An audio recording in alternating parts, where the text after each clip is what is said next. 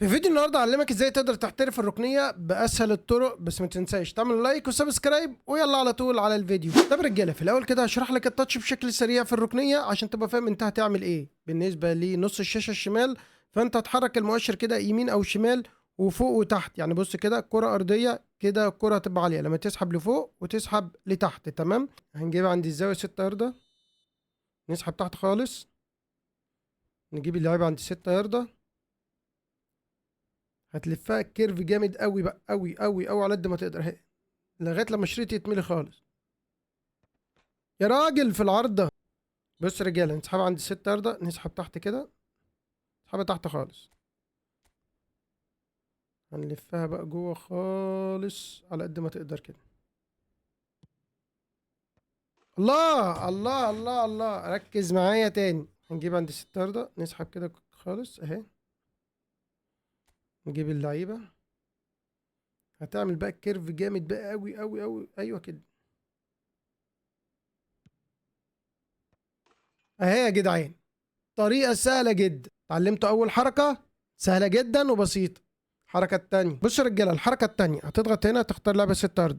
تمام، هتقلب على الوضع التاني وتضغط هنا، هتنادي الاتنين، وأول ما تنادي تبص على طول، هتعدل وترفع على طول. بص، ترفع على طول وتشوت، بتدخل والله. فهمتوا؟ أوريها لك تاني، ركز معايا خطوة خطوة.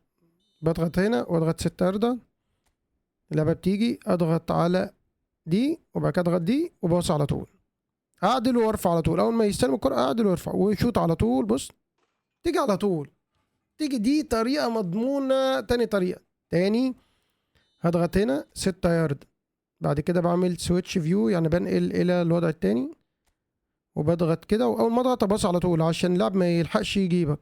تعدل وترفع، شوط على طول يا معلم، بتدخل. بسبب ان انا حاطط سامويل ايتو ده بقى، لو واحد يقدر خلاص جون. تمام، هوريكم طريقة تالتة.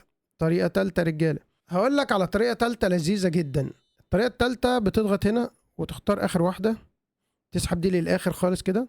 تمام، تنزلها شوية كده عند ما بين الست أرضة وقدام شوية، هتلف ايدك لفوق لبره وتسحب لتحت كده بالظبط. بص بقى الكرة تطلع عاملة ازاي، شوف طالعة ازاي عارضة، شفت الكرة طالعة ازاي. تاني، بص، هتلف الكرة كده للآخر، تختار التانية، تختار الأخيرة، تسحب شوية كده جنب اللاعب كده، يعني تسحب لبره كده فوق اهي عند اللعيبة كده. بس الكورة طالعة ازاي، بس عاوز واحد يقدر قدام بس. معاك كده 3 طرق، جربهم واتعلمهم وخش التدريب اتعلم أكتر. وبس كده، دي حلقتنا. لو الفيديو ده وصل 1000 لايك هنزل لكم شروحات تانية على حاجات تانية هتهمك، وهتكون في الفاولات وهتكون برضو في الركنيات. فما تنساش اللايك. اشوفك حلقة جديدة، إلى اللقاء في حلقات قادمة.